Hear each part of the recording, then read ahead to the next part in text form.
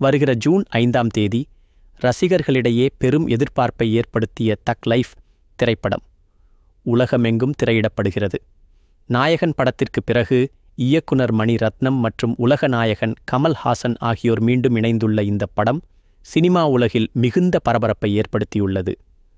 38 ஆண்டுகளுக்கு பின் உருவான இந்த கூட்டணி தனக்கெனவே ஒரு வரலாற்றுச் சுவையை உருவாக்கியுள்ளது.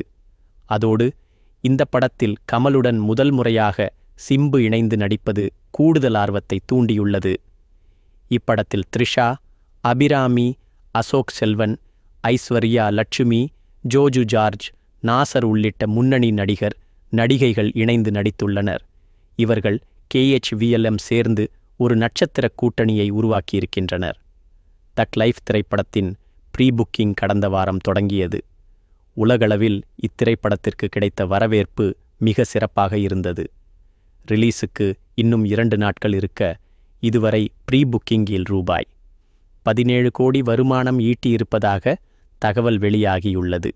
இது இப்படத்தின் மீது இருக்கும் எதிர்பார்ப்பையும் ரசிகர்களின் உற்சாகத்தையும் காட்டுகிறது.